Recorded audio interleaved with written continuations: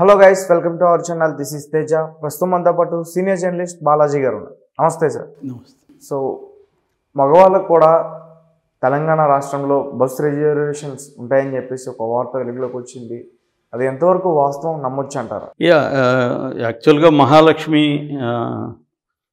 పథకం పెట్టి మహిళలకు ఫ్రీ బస్సు అనేది ఎప్పుడైతే పెట్టారో అప్పటి నుంచి యాక్చువల్గా పాజిటివ్ చాలా వచ్చింది, బట్ నెగిటివ్ కూడా వచ్చింది. పాజిటివ్ ఏంటంటే మహిళలకి ఫ్రీగా వెళ్ళగలుగుతున్నారు, దానివల్ల మొబిలిటీ పెరిగింది స్త్రీలలో. ఎందుకంటే మనం ఆక్యుపెన్సీ చూసినప్పుడు విపరీతంగా ఆక్యుపెన్సీ రేటు పెరిగింది. నిన్న సాటర్డే ఖమ్మంలో 101% ఆక్యుపెన్సీ రేటు పెరిగింది.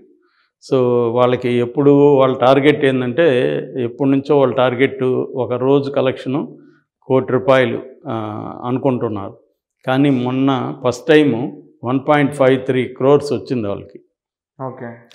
ఖమ్మం డివిజన్ వరకే మాత్రమే. అంటే ఈ వాళ్ళు నిన్న స్వీట్లు పంచుకున్నారు ఆ డిపోలో అందరూ కూడా. ఎందుకంటే ఫస్ట్ టైము మన టార్గెట్ని సాధించగలిగాము అని. సో అది కారణం ఏంటంటే దీనివల్లే మహిళలకు ఫ్రీ అనడం వల్ల వాళ్ళు కంప్లీట్గా బస్సుల్లో అంతా నిండిపోయి ఇంక్రీజ్ అయింది. ఆ డబ్బులంతా గవర్నమెంట్ ఇస్తుంది కాబట్టి ఆర్టీసీకి రెవెన్యూ అనేది విపరీతంగా పెరిగింది. సో ఇది ఒకవైపు పాజిటివ్, అంటే రెవెన్యూ పెరుగుతుంది ఆర్టీసీకి, ఆర్టీసీ కార్మికులు కూడా హ్యాపీ, మహిళలు హ్యాపీ. అయితే మహిళల్లో ఒక సెక్షన్ నాట్ హ్యాపీ. వాళ్ళు ఎవరు అంటే రెగ్యులర్గా డబ్బులు ఇచ్చిపోగలిగిన middle class, upper middle class, మరీ అప్పర్ మిడిల్ క్లాస్ వెళ్ళరు బస్సుల్లో, ఒక రకమైన మిడిల్ క్లాస్ వాళ్ళు రోజు జాబ్కి కొంచెం దూరం వెళ్ళడం, ఇంటికి మళ్ళీ వచ్చేయడం, ఇలాంటి వాళ్ళు ఉంటారు.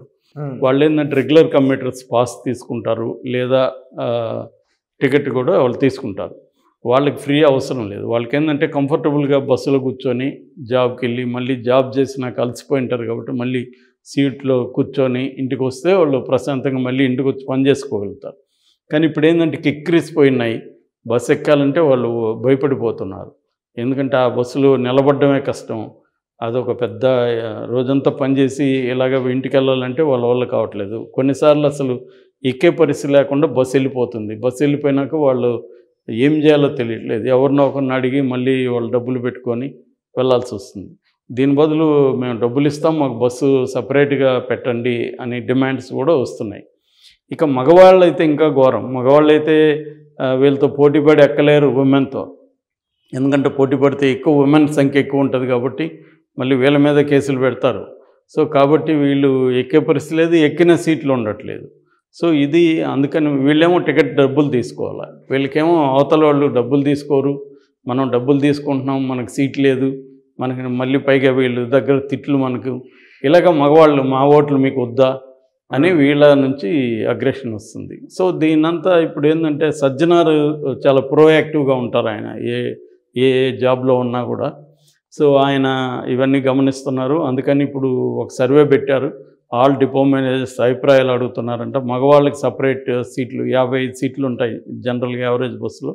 అందులో ఒక 20 సీట్ల వరకు మగవాళ్ళకి కేటాయిద్దాము అనేది ప్లాన్ అన్నమాట. ఇప్పుడు ఇది పెడితే ఎలా ఉంటుంది అనేది డిపో మేనేజర్ల అభిప్రాయాలు, అక్కడ ర్యాండమ్గా కండక్టర్ డ్రైవర్ అభిప్రాయాలు అడుగుతున్నారు. అంటే ఆడవాళ్ళ నుంచి వ్యతిరేకత రావచ్చా? మగవాళ్ళకైతే హ్యాపీగానే ఫీల్ అవుతారు, ఎందుకంటే 20 సీట్లు పెడతారు కాబట్టి కనీసం ఆ మగవాళ్ళు ఉన్న ఏరియాలో మగవాళ్ళు కూడా నిలబడతారు కూర్చున్నా కూడా. సో అంతవరకు బెటర్గా ఉంటుంది. కానీ స్త్రీల పరిస్థితి, స్త్రీలకి ఇలా ఇస్తే వాళ్ళకి కోపం వస్తుంది కదా. సో మరి అది ఒప్పుకుంటారా లేదా అనేది అభిప్రాయాలు అడుగుతున్నారు. దీన్ని బట్టి పెట్టాలా లేదన్న ఆలోచన అయితే జరుగుతుంది. పెట్టాలనే డిమాండ్ అయితే విపరీతంగా ఉంది. అయితే పెడితే ఏం ప్రాబ్లమ్స్ అనేది తెలియదు. ఎందుకంటే దేశంలో ఇప్పటివరకు ఏ స్టేట్లో కూడా మగవాళ్ళకి సపరేట్గా సీట్లు పెట్టి మగవాళ్ళ సీట్లలో రిజర్వేషన్ సీట్లు వాళ్ళని కూర్చొనిద్దాం, మనం మహిళల్ని గౌరవిద్దాం ఇలా రాస్తుంటారు కదా ఇంతకుముందు. అవును సార్. మహిళల్ని గౌరవిద్దాం, వాళ్ళ సీట్లలో వాళ్ళని కూర్చొనిద్దాం, ఇవన్నీ రాస్తుంటారు. ఇప్పుడు రివర్స్లో మగవాళ్ళని గౌరవిద్దాం, మగవాళ్ళ సీట్లలో వాళ్ళని కూర్చొనిద్దాం అని రాయాల్సి వస్తుంది. కనీసం గౌరవిద్దామని రాయకపోయినా మగవాళ్ళ సీట్లు కేటాయించిన సీట్లు మహిళలు కూర్చోకండి అని రాయాల్సి వస్తుంది. దయచేసి వాళ్ళని కూర్చొనివ్వండి అని అయితే రాయాల్సి వస్తుంది. ఎందుకంటే చెప్పాలి కదా, ఇది మగవాళ్ళ సీట్లు అని చెప్పాలి. సో ఇట్లా ఉన్నప్పుడు వాళ్ళకి కోపం వస్తుంది. కానీ మగవాళ్ళ దీన్ని కూడా అర్థం చేసుకోవాలి. మగవాళ్ళు ఏంటంటే మీకు విమెన్ ఓట్లే కావాలా, ఓట్ల కోసమే కదా ఇది పెట్టింది, మా ఓట్లు అవసరం లేదా మీకు అని వీళ్ళు ప్రశ్నిస్తున్నారు. సో వీళ్ళని కూడా సాటిస్ఫై చేయాలన్న బాధ్యత ఇప్పుడు రాజకీయ నాయకుల మీద ఉంటుంది. ఎందుకంటే రేపు వీళ్ళు హర్ట్ అయితే అదొక ప్రాబ్లం. సో అందుకని వీళ్ళ కోసం ఒక 15 నుంచి 20 సీట్లు కేటాయిద్దామనే ఆలోచన అయితే ఇక్కడ తెలంగాణ ప్రభుత్వం ఆలోచిస్తున్నట్టు కనబడుతుంది. అయితే దీనికి ఇంకొక పరిష్కారం మెట్రోస్ని పెంచడం అనేది కూడా రేవంత్ రెడ్డి ఆలోచిస్తున్నట్టుగా చెప్తున్నారు. ముఖ్యంగా ఇప్పటివరకు ఏంటంటే మెట్రో ఓల్డ్ సిటీకి ఒకటి వేయలేదు. ఓల్డ్ సిటీకి ఎందుకు వేయలేదంటే గత ప్రభుత్వం ఎంఐఎంతో ఫ్రెండ్లీగా ఉంది కాబట్టి వాళ్ళు వ్యతిరేకిస్తున్నారు. ఎంఐఎం వ్యతిరేకిస్తుంది ఓల్డ్ సిటీకి మెట్రో వద్దనేది వాళ్ళ అభిప్రాయం.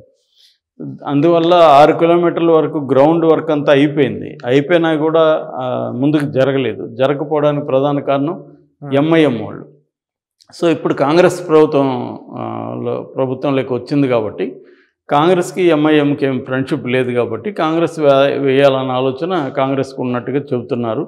కానీ కాంగ్రెస్ ధైర్యంగా ఎంఐఎంని ఎదిరించి చేస్తుందా లేదనేది చూడాలి. అది వేస్తే కొంతవరకు ఆ రూటు బెటర్గా ఉంటుంది. ముఖ్యంగా మనకి ఓల్డ్ సిటీలో జేబీఎస్ వరకు పలకనామా వరకు కూడా వెళ్తుంది. అయితే ఇంకొక వైపు ఏంటంటే మన రాయదుర్గం నుంచి శంషాబాద్ వరకు 33 కిలోమీటర్లు 6 కోట్లతో మేము వేస్తామని గతంలో కేసీఆర్ చెప్పాడు. కానీ రేవంత్ రెడ్డి రాగానే అది వేస్ట్, దాని అవసరం లేదు, దానికంటే కూడా ఓఆర్ఆర్ మొత్తం నేను 60 కిలోమీటర్ల మెట్రో వేస్తానని రేవంత్ రెడ్డి చెప్తున్నాడు. మరి అది పాజిబుల్లా, అది అవసరమా అనేది కొంతమంది అడుగుతున్నారు. ఓఆర్ఆర్ చుట్టూ ఎందుకు వెళ్తారు జనం, అంత అవసరమే ఉంది అనేది కొంతమంది అంటున్నారు. బట్ కొన్ని రూట్లలో అది ఉపయోగపడే అవకాశం ఉంది. ఏదేమైనా మెట్రో లైన్స్ని పెంచడం అనేది కూడా ఒక ఆల్టర్నేటివ్. సో వేరే అంటే కేవలం మగవాళ్ళ దృష్టిలో పెట్టుకునే కాకుండా విమెన్ కూడా రోజు పోయే సిటీల్లో కూడా మన ఛానల్లో కూడా వాళ్ళు వ్యతిరేకంగా మాట్లాడారు ఈ ఫ్రీ ఉచిత పథకానికి. ఎందుకంటే రోజు కొంత డబ్బులు పెట్టగలిగి వెళ్ళే ఉద్యోగస్తులు ఎవరైతే ఉంటారో మహిళలు, వాళ్ళకి ఇది ఇబ్బందిగానే ఉంది. సిటీలో కూడా బస్సులు టైంకి దొరకవు, లేట్ అయిపోతుంది ఆఫీస్కి, వెళ్ళినా కూడా చికాకు ఆఫీస్లోకి వెళ్ళాలి, అదంతా కూడా మైండ్ ఆఫీస్ వర్క్ మీద పడుతుంది. సో ఆఫీస్లో వర్క్ చేయలేకపోతున్నాం, మళ్ళీ ఇంటికి వచ్చేటప్పుడు కూడా సేమ్ ప్రాబ్లం. సో దీని బదులు మేము డబ్బులు ఇస్తాంరో బాబు, మాకు బస్సులు ఏంటి, సపరేట్ బస్సులు. అందుకని తమిళనాడులో పింక్ బస్సులను సపరేట్గా పెట్టేశారు, ఫ్రీగా వెళ్ళే వాళ్ళకి ఆ బస్సులే. ఇంకా అసలు ఇంకెవరు ఎక్కరు ఇంకా దాంట్లో, పింక్ అంటే ఇది ఫ్రీ అనేసి ఎక్కరు. సో ఆ మెథడ్ కూడా పెట్టచ్చా అనేది కూడా ఆలోచిస్తున్నట్టుగా. ఇప్పుడు కలర్ వేసేసి ఆ బస్సులు వదిలేస్తే ఇంకా ఆ బస్సుల్లో డబ్బులు ఇచ్చేవాళ్ళు ఎవరు ఎక్కకుండా ఉంటారు. డబ్బులు ఇచ్చేవాళ్ళు ఎక్కేటప్పుడు వేరే బస్సులు వాళ్ళకు ఉంటాయి. సో ఇది ఒకటి చేయాల్సి ఉంది. మరి ఏం చేస్తుంది అనేది ఇక్కడ చూడాలి. ఒకటి మెట్రో పెంచడం ఒకటి, రెండోది బస్సుల సంఖ్య అన్ని చోట్ల పెంచాలి, సిటీలోనే కాదు, ఈవెన్ బయట కూడా జిల్లాల్లో కూడా పెంచాల్సిన పరిస్థితి ఉంది. అంటే వేరే బస్సులు పెంచడం, దానివల్ల ఆర్టీసీకి కూడా లాభమే. ఎందుకంటే అందరూ డబ్బులు ఫ్రీగానే పోవాలని అందరూ మహిళలు అనుకోరు. కొంత పెట్టగలిగిన వాళ్ళు ఉన్నప్పుడు ఏంటంటే వాళ్ళకి కంఫర్ట్ కూడా ఆలోచిస్తారు వాళ్ళు. రెండోది మొన్న కూడా ఏడుస్తున్న విజువల్స్, చాలామంది మహిళలు బస్సులు వెళ్ళిపోయి, లాస్ట్ బస్సు కూడా వెళ్ళిపోయి ఎక్కలేక వీళ్ళు కొంత వీక్గా ఉంటారు, వాళ్ళకి హెల్త్ బాగాలేని వాళ్ళు ఉంటారు, వాళ్ళంతా పోటీపడి ఎక్కలేరు వెళ్తాం. సో అలాంటి వాళ్ళకి లాస్ట్ బస్సులు వెళ్ళిపోతుంది, వాళ్ళు ఏం చేయాలో దిక్కుదోచదు, వాళ్ళ దగ్గర సరిపోయే డబ్బులు ఉండకపోవచ్చు, వేరే ఏదన్నా ప్రైవేట్ పెట్టుకొని వెళ్ళాలంటే. ఇటువంటి ప్రాబ్లమ్స్కి అంతా బస్సుల్ని పెంచడం కూడా అవసరం.